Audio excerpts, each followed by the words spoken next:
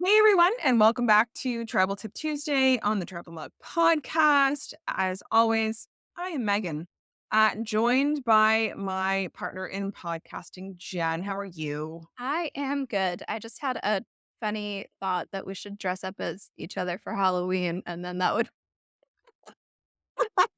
Oh my goodness, I just have to I don't know if I can be that cute. Aw.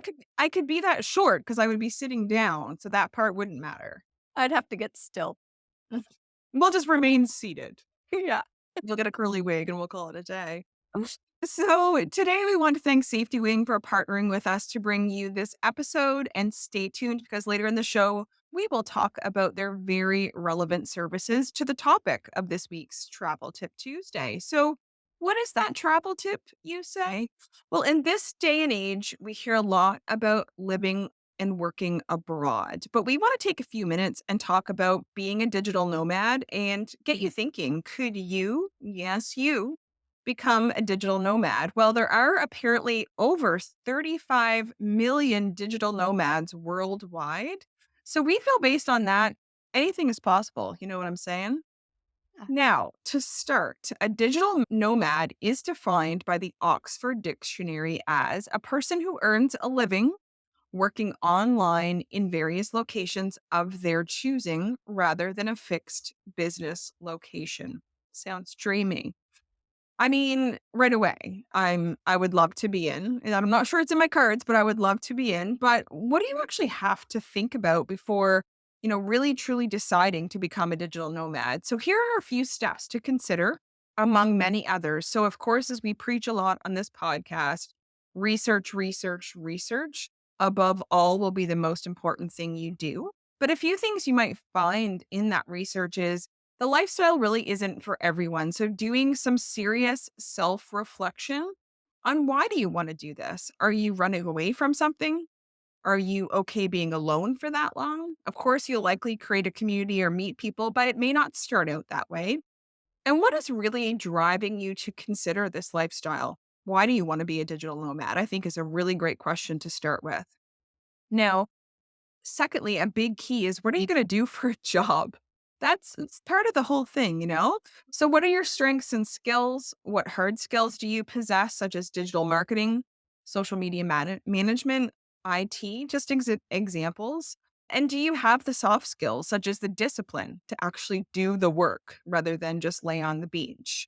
Or the time management to ensure that you're doing a job in a non-traditional setting where, like I mentioned, you could be doing other things such as traveling instead of just working. Now, if you are planning to do your current job, how do you convince your manager or company to allow you to do so? Have you thought of that?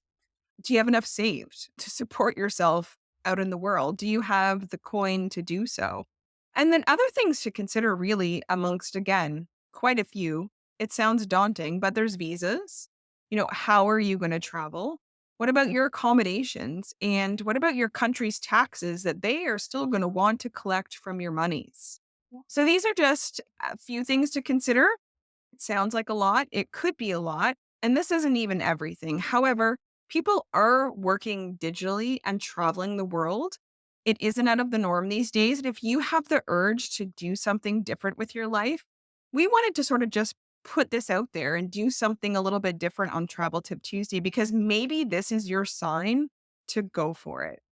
Mhm. Now, something else you will need to consider is taking care of yourself, and that means insurance. If you are a digital nomad now, or you're considering it, you know that anything can happen to getting sick, to your passport getting lost or stolen, etc.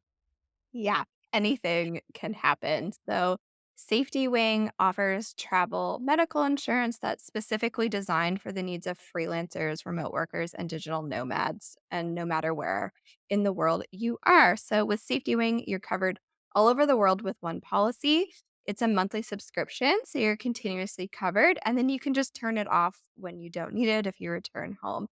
Something else to keep in mind is that they recently launched a new version of their Nomad insurance product with a $0 deductible and a new claim process that takes less than 5 minutes to fill in. What could be better? Right? And some other key features that we really love is the $0 deductible, like we said. It means you're covered for even the smallest claims, which is amazing. There's no pre-approval needed. It takes just 5 minutes online to purchase. You could do it the same day you fly out. You could do it if you're already traveling. And then, like we said, it's a pay-as-you-go subscription. You can cancel at any time, and it covers you in over 180 countries. So you have lots of options. Definitely. Now, Jen, if I can put this question to you, have you ever dreamed of or given serious thought to becoming a digital nomad? Yes. So becoming location independent was a huge goal of mine in 2017 when I started my travel blog, We'll Save for Travel.